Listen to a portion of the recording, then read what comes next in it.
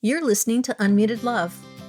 Hi there, I'm Ce Eshelman, and with 35 years as a marriage and family therapist and 25 years as a parent of 2 children I brought home from the foster care system, I want to welcome you here to Unmuted Love Podcast, the one place where nothing is off limits to say out loud about parenting children from difficult beginnings. Stop for a minute, stop and breathe for a minute, long it over your head, try to listen instead, won't you?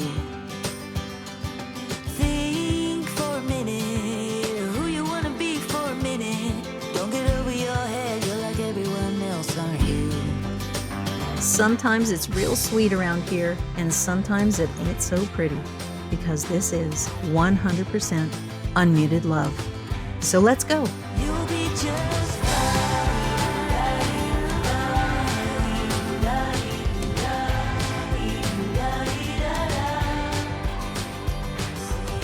Hello, everyone. Welcome to Unmuted Love. I'm Ce Eshelman. I'm an attachment and trauma specialist. I'm here with my friend Amanda Savarino, and we are embarking on the next part of I'm calling it Brave Love. Brave Love. Okay. I think it changes thing to thing, and maybe I should make it consistent. It doesn't matter. Funny. It doesn't matter. Yeah, Same it's idea. all love. It's all love and it's all parenting. So we are on part 5, believe it or not, even though it's really 6 because we gave it a part A and a part B to the last one, but that's okay. We also thought we could do this one in a part A and a part B because it turns out we could talk all month on these topics. So we are going to embark on talking about creating capacity today. Hi, Amanda. How are you? Hello, I'm good. I'm happy to see your face. And I was thinking, with us having to make these modifications to our podcast, what a good job we're doing modeling the flexibility that you have to have in order to be a therapeutic parent. We are just meeting the needs as they show up. We're rolling with it.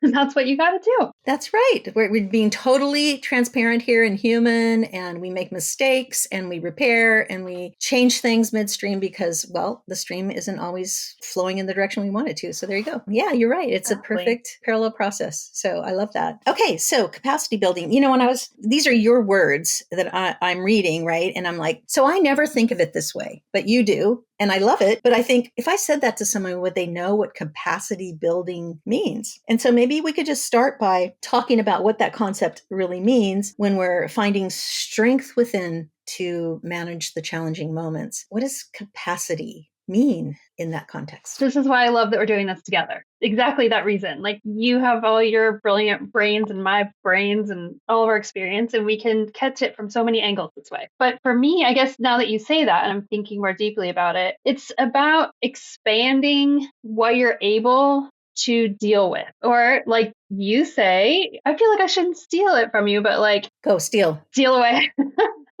Like you're growing or widening your bandwidth. And I'm using my hands right now and showing exactly what C always shows when she explains this concept to people. But your capacity, our bandwidth, our battery, there's so many ways and different ones will resonate with different people. Basically, at the end of the day, it's our ability to stay inside of ourselves and in the moment as we deal with difficult things grows and grows and grows. Like we find a way. And I have this phrase I love to say, I'm becoming a nervous system athlete, because it really is about like training and practicing so that your nervous system is in tip-top shape to deal with things every single human needs to deal with. But in our lives, it's almost a constant barrage.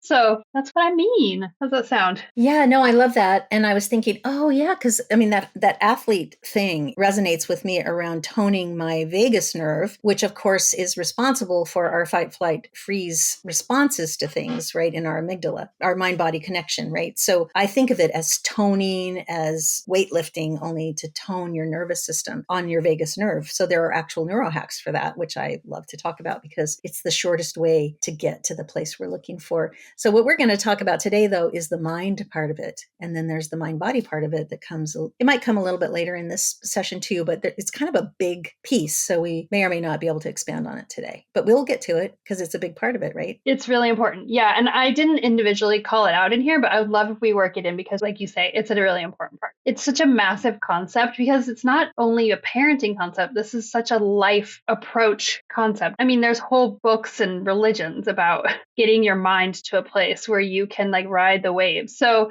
we're fitting it into a podcast as best we can. But Right? this A is a short whole podcast. mindset. Yeah, right, exactly. This is where I like entered into this way of thinking. What I needed to do first was to pay attention to my triggers, to even notice the difference between when I was inside of my bandwidth and, like when my bandwidth was very narrow and I didn't have anything left. I needed to even learn to notice going in and out of a state of regulation and to notice a difference between when I had capacity to deal with something and when I didn't. And that's even a skill that I didn't know. I was very much in a mindset of like, if I felt bad, it was because someone else did something. I didn't even have a sense of responsibility for keeping track of things like that at the beginning of this journey. Well, I love that you're saying that because this is the hinge pin.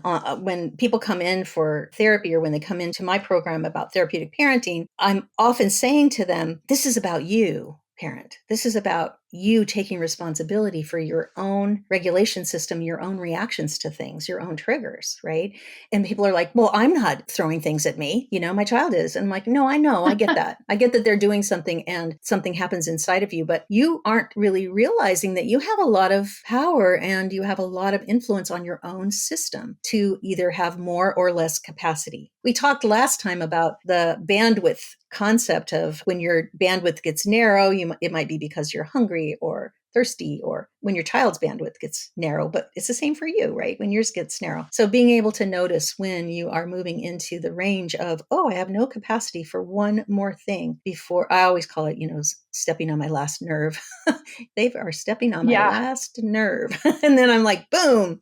But I love the idea of taking responsibility for your own reactions because you can, and there are actual ways to start tuning that up and becoming more aware. Yeah. And I think something that happens when I work with families and with parents, a way that I see sometimes they're able to approach this in a way where, because sometimes it sounds so foreign, where it makes sense to them is when I hold up a mirror and say, really what we're doing here is I'm asking you to develop the same skills that you're asking your child to develop. And then it starts to make a little more sense to people. So you are asking them to be uncomfortable and challenged and outside their bandwidth and to find those tools to get themselves back into it. Granted, with our kiddos, their bandwidth is extremely narrow a lot of the time, but it's the same concept, right? So we're asking them to do it. Therefore, we should also do it. And it helps us to be a lot more empathetic, I think, when we see the parallel journey that we're taking with our children. So yeah, for sure. When we talk about regulation and co-regulation, that's really what we're talking about, right? We're talking about be a mirror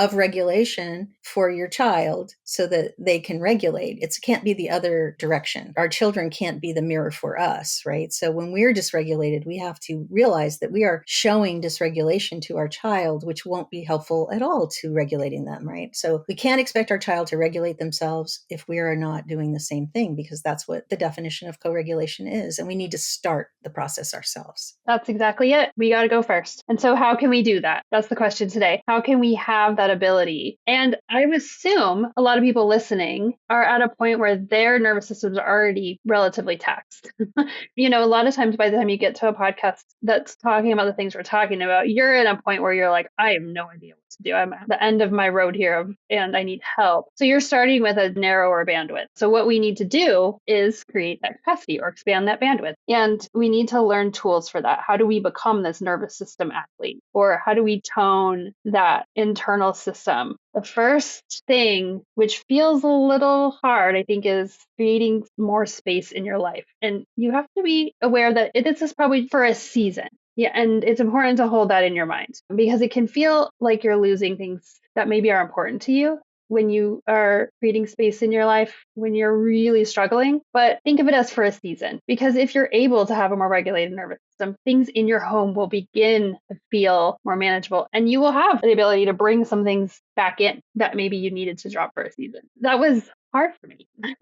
Yeah. Well, it's hard for all of us. Yeah. When I think of it, I think there are two things that we have to look at. Well, maybe three in particular. One is that in order to do capacity building in ourselves, we have to, when you say make space, I think what you're really saying is we need to slow down. We can't Yep. be rushing around and think we're going to be regulated. We have to slow it way down. A lot of times I say, look, slow and low, right? Go slow and have low demand. And that means for ourselves too. So that means we can't say yes to everything when we're learning how to build capacity. We can't run around doing everything and thinking that we can do the laundry, cook the dinner, take kids to ballet, come back, figure out how to get it on the table, run back and get the kid back from ballet, and then come back. And then when our child says, no, I'm not coming to the dinner table, and you're just like, you have not made space, right, for yourself at all. You're just like in the too fast. And so slowing down, that's one way that you have to begin to have, a lifestyle makeover, really. In order to make this paradigm shift, you have to slow down. What you're saying, Amanda, is for at least a season while you build your capacity. Right. Because once your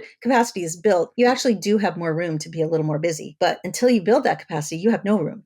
So you have to make it. So that's one thing. The other is, I think, building space in your mind for seeing your child in a different way, right? Seeing your child through a different lens. And then lastly, you have to have a real understanding of how your mind impacts your system, your regulation system, and impacts your capacity. So those three things I'm thinking of. I 100% agree with you. And I think going back to the slowing down with just the social obligations, there's an examination process. I think that's important. In addition to just like not saying yes to everything, it's what am I doing that is a social standard I think I need to meet that even I don't enjoy doing, right? Like, Right. does my house need to be this clean? Do we need to go to all these birthday parties? Is it actually important if my kids' socks match? There's a lot of energy we expend doing things because everybody does them. And you can really cut a lot of fat just by thinking, especially when you can approach it from this is a season.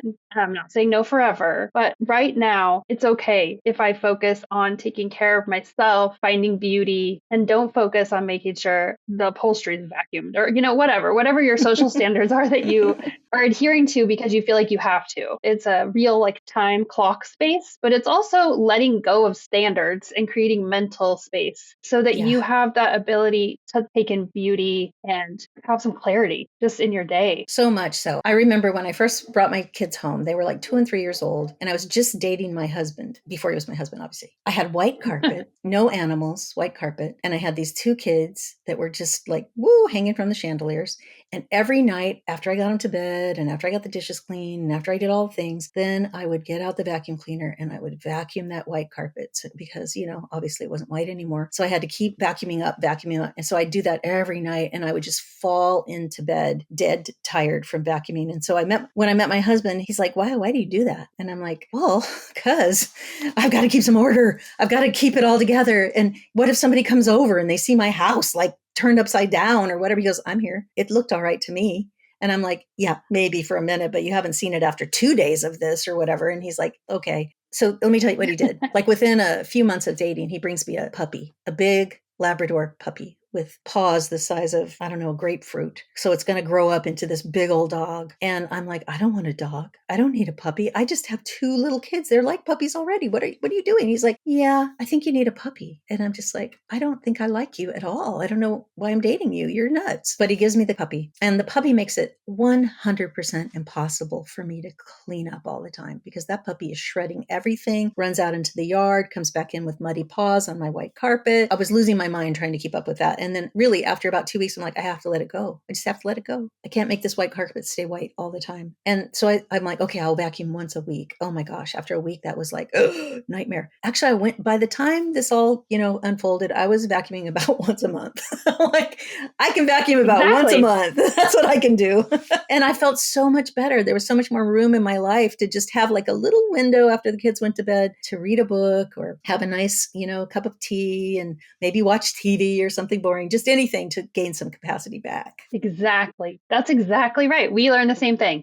We could vacuum every few weeks or month. The bed sheets don't need to get changed every single week. Maybe the kid, depends on what the kid's skill set is with potty training. But, that's an as needed situation. We don't need to just do things because society told us to. So I'm glad you agree. And sometimes it's scary to talk about those things with parents who don't live the way we live, because they haven't really had to look at it the way that we have. But you only have so much energy, you have the amount of energy that you have, and the time that you're going to rebuild and give your nervous system to recover If you're using that time to make other people more comfortable, when are you going to grow? Right? Exactly. So now what are we Yeah. doing in that time? See, we've found some time. Mm-hmm. We've stopped vacuuming every day. And so Mm-hmm. now we are gonna, what Well, are we're we going gonna to take a do? look at our thinking. We're going to take a look at our thinking, I think. I mean, we're going to practice neurohacks to regulate better. Those are physiological things that you can do, but there are ways where you can start with your mind. So let's start with our mind, okay? So remember I said there are 3 things to think about. The second one is the mind. Our minds cause us to feel things. The way we think causes us to feel things that we don't really need to be feeling, like anger and hatred and disgust and impulses to, like, I'd like to just strangle them. I'm just saying that whispered so nobody believes that I really mean that, but sometimes it got pretty close, pretty edgy, because my mind was telling me that my kids were doing this to me, that they were bad, they were difficult, they were making my life miserable, they were ruining my life. And the more my mind said these things to me, the more and more dysregulated I became, the less capacity I had, right? Because now, no matter what they did, I'm like, you're doing this to me, and that's pissing me off, or that's really upsetting me, or you're destroying my life, my beautiful life. I used to say that in my mind. You children are destroying my beautiful life. And that just brought up all this emotion and upset, and my capacity for them decreased so much. I was just thinking while you were saying that, when I finally made that time to just notice the way I was thinking, eventually, not right away, I almost got to the place then of like, I need to flip the script. I need to, instead of them triggering something in me and me immediately reacting and saying, you're ruining my perfect, beautiful life, which I also felt that way. Instead, this did not happen right away. But once I had enough space to think about the way I was thinking, instead of just being in a constant state of response and reaction, then I could say, I need to flip the script. I need to see every moment that they cause me this like incredible discomfort as an opportunity to look and see, what is the story I'm telling myself here? What is the root? Because it cannot be that a 3 and a 4-year-old are these evil monsters, right? It can't be. They're Right. not calculated. They're not premeditated. They're just reacting in the moment because of how they feel, which they should be able to do without me making it about me. Right. That's what the space gave me. And right, like you're saying, we're changing the way we're thinking. We don't have to respond the way we do. It's conditioning. It's habitual. It's society. It's narratives we learn in society about if we're hurt, that's someone's fault. Right? This is just a whole nother way of being discomfort. Yeah, I love that. One of the things that I had to learn how to do was realize that my kids are doing this around me. They're not doing it to me, right? So I was seeing it as they're doing things to me. I mean, because when a child spits in your face, for example, it feels like they're doing it to you because the spit, of course, lands on your face, but they're not, that's not really what's going on. You know, I had to learn how to look at it and go, they're really upset around me. And sometimes that results in spitting in my face. And I don't like that. It's disgusting. I don't like it. And my disgust is just the feeling of having spit on my face. And it's not that my kids are disgusting. I had to just learn how to parse that apart a little bit and realize that what they're doing is they're communicating their upset to me. And I had to learn how to see all behavior as communication of something that they're not skilled enough to say in a better way or do in a better way. And that helped me a lot, right? It's like, oh, this is just lack of skills. You know, if I'm really, really angry with somebody, I don't really have to spit in their face. I can just say, you know, I'm really upset with you. And I can communicate it very well. I'm skilled in that, right? I don't have to spit at them. But my kids don't have that skill. So when they're really angry at me for not getting what they want or whatever, all they've got is fight. And spitting in somebody's face is fight. Yeah, that reminds me, this is slightly off of creating capacity, but that reminds me when parents say to me, like their kid is cursing them out, just F-bombs and all kinds of B words and whatever they can think of. I will explain to them that is just the language they've found that's as intense as what they're feeling. And it's a tool they're using. It isn't personal. They don't really think those things about you. What they think is, I am so deeply uncomfortable inside and I need to get it out and I need you to know how uncomfortable I am. And these are the most powerful words that I've found. Sometimes that helps people if they're able to really accept it. But right. And the way I think this ties back to creating capacity or expanding our bandwidth is that once you realize that you can respond differently to these really uncomfortable or painful moments that are created by interactions with your kids, then you don't have to get caught up in these waves of reaction and these stories you tell yourself that go on and on and on about the future and who they're going to be and how hard. You don't have to go there. What you can do is just sit in the moment and you can feel the feeling, which you'll be amazed passes pretty darn quick if you just sit with it. And that's the beginning of creating that space. That's the beginning of creating those skills in yourself to just sit with the feeling and then move on, right? So much less of your day is consumed by narratives and stories. And this all sounds like, yeah, that's fine and good, woo woo.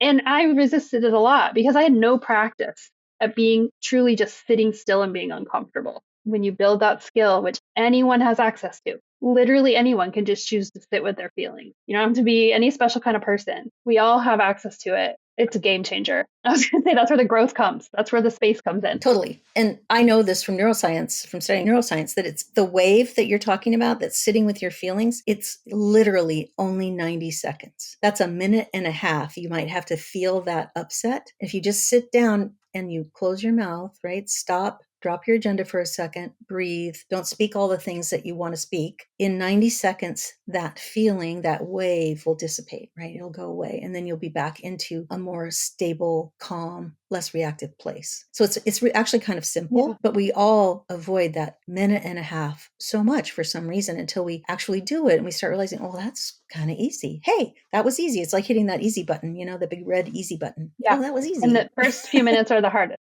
Yeah, it's easy. Eventually, the first few minutes are hardest because you literally feel like if you've not done it and you don't have practice, you feel like it's never going to end. So it's very scary in the beginning. And so I just want to make it clear, like the way you're responding now, if you're getting caught up, that's normal. That's a human way to respond to those moments. And we're, like I said, like we're nervous system athletes. We're like Olympic level parents. We're training ourselves to be like top tier. And so just have confidence that you're going to be able to write it. There is an other side and it's actually not that far. For me to have a mantra to say in those moments really helped me, something to hold on to. My mantra is this belongs. So this helped me be not attached to what I thought the moment should look like, but to just say this belongs. Whatever is happening, I don't know any better than anyone else what this moment is supposed to look like. I'm going to assume this belongs just like everything else. And that really got me through. So developing some kind of mantra or visualization can really help with those 90 seconds.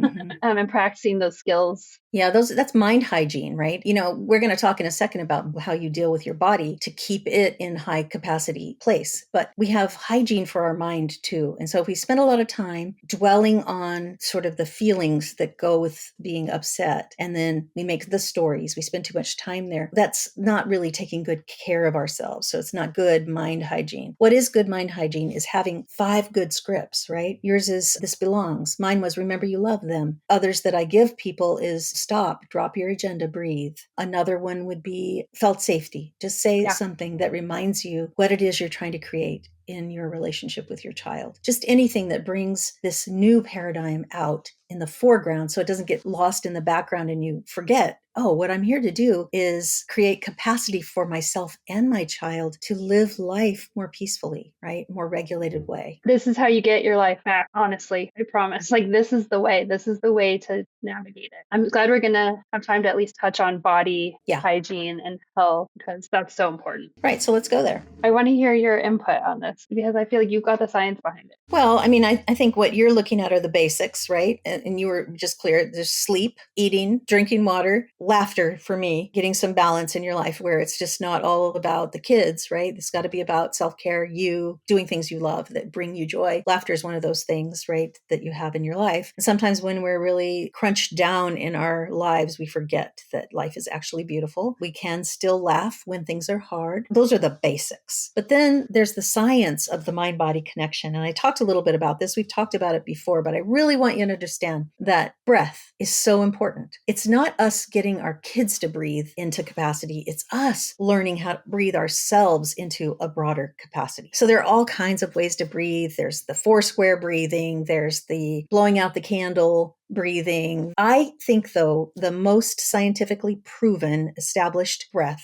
is breathing in for 4 counts, holding your breath at the top for 7 counts, and then slowly allowing the air to escape your mouth in 8 counts. That is a regulating breath. When we say regulating breath, we mean little by little, you're inching your capacity open, you're broadening your bandwidth. with air that needs to go through every part of your body, especially into your brain. Breathing is sort of the golden thing, and it's the thing we don't do the most. We hold our breath, right? The more you hold your breath, the more in fight or flight you're in, right? So sometimes we breathe too fast. We start breathing in and out too quickly, and that makes us feel like we need to run and get away from something. So we just have to realize that breath dictates a lot to us about what we're going to do next. So slowing your breath down is building capacity. And doing it in this 4-7-8 is proven to be the most effective form of regulation. So that's one. Another one is learning some neurohacks, right? There's some just basic neurohacks. Something called neurogenic tremors is a neurohack where you just shake your body, shake your whole body from head to your toe to your arms. And you can do it with your kids, right? But if you do it for 5 minutes, you're going to regulate your entire system. And that's a vagus nerve regulator. If you do that, it just brings so much regulation when you stop. Like when you're doing it, you're not regulated, but when you stop, it's like, oh, okay, that's pretty good. So there's some simple things we can do. I love ear cartilage massage. It's my favorite. I do this every hour when I'm at work. I squeeze my ear cartilage at the top all the way down to the lobe. And I just do that and do that and do that. And I have it so toned that I only have to do it like 2 times and my whole body relaxes. So just there are some very basic things you can do to connect your body with your regulation system. You have some, Amanda? I love the tremors, and I love to do them with people because there's the laughter factor too, right? So you Right. kind of get a 2-for-1 with that. If you're with another person just wiggling and shaking your whole body as hard and fast as you can for minutes on end, you're going to get that reset. And then the laughter right after. It's great. I do hourly breath work, check-ins. I just like check in and like get back in my body, taking a few deep breaths every hour, noticing sensations in my body. It takes a minute, maybe a minute and a half to just check in and feel myself in real time in the space I'm in, sitting in the chair I'm sitting in. Taking those deep breaths really centers me. So that's something, and you can do it anywhere. You could do it on a bus. You could do it in a doctor's office. Like no one knows. I wanted to quickly just go back to the sleep hygiene and getting enough sleep, and a trap that I see a lot of people falling into. And it even hits back on something we talked about earlier, is that the kids are in bed and you've protected a little bit of time at the end of the day. Great, use that time, but don't get caught in the my time trap where you're staying up until 1 a.m. because it's your time and it's quiet and the kids are in bed and you're like, I'm going to claim this time. I deserve it. It feels like you're getting back at the world by getting your time, but that sets you up for failure the next day. So past a certain point, you're not taking care of yourself anymore. You're working against yourself. And there's a few little things like that. You just want to notice, like, am I relaxing right now or am I actually stealing from tomorrow? And also just be aware of the temptation to numb out. Like numbing out does not the same as relaxing or resetting or building capacity. It happens, we do it, it's fine. But don't think you're achieving one thing when you're doing the other. Numbing out is not the same as caring for yourself. Absolutely. And so I'm just going to name off a few ways I know that people do it. Whole rows of Oreos, eating a whole row of Oreo cookies, drinking a whole bottle of wine or 2, getting into smoking weed after the kids go to bed. And, you might relax with that. You might relax with any of them. But if you're doing it all the time, now you're numbing out. Also, binge watching, Netflix until 1 or 2 or 3 in the morning is numbing out. It's not actually watching it. It's doing something else. So those are the 4 things I can think of that are particularly enticing after the kids are asleep, because you kind of get this idea, okay, the kids are down now. I can be an adult and do adult things. But those adult things might be numbing things. They're sort of firefighters in our lives where they're just putting out the fire of feeling, which, we all want, but there are other ways to do it. When you do it in a firefighter way, you're narrowing your capacity. When you do it in a more healthy way, you're broadening it. Right. Those are desserts and special treats that we space out. Like if we want to indulge, but we are aware that we're indulging and we don't mislabel it as I'm just relaxing or taking care of myself. It's fine, but you just need to know what you're doing. And that sometimes people kind of wander off the path.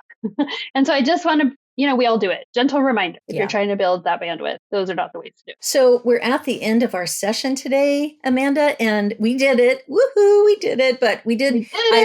I'm aware that we put a lot in a very short period of time, and there's a lot to capacity building. So if it's sounding like, oh, this is easy peasy, I'm telling you, this takes some time to practice and do and to perfect, if perfection's a thing ever. No, it's not. But to just get Nope. really good at it, to get practiced at it so that you know that it should be on the top of your list, really. You should be on the top of your list. How you feel, how your mind is. It's all about tuning up and becoming more present, right? The art of showing up for yourself and for your children. That's it for today. Thank you so much, Amanda. I'm so happy that you're here. I love doing this with you. I'll do it again next week. And stay tuned. We'll have episode 6 next week of this series. And remember, in the meantime, your love matters when more than love is required.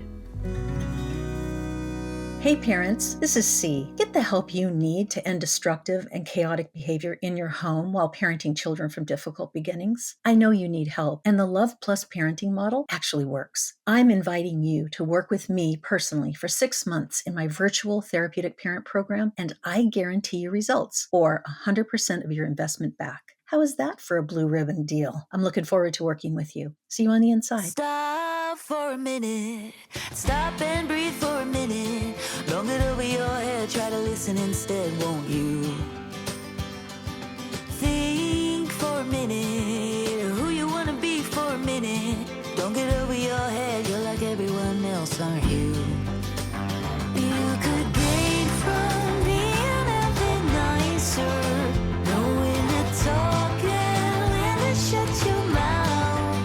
The Unmuted Love podcast is hosted by me, Ce Eshelman, attachment and trauma specialist at the Attach Place in Sacramento, California. Our podcast producer is the amazing Saya Clark, and our theme song is Nicer by Houses on the Hill, licensed through Epidemic Sound. Thank you for being such loyal listeners here on Unmuted Love. I'll see you all next week.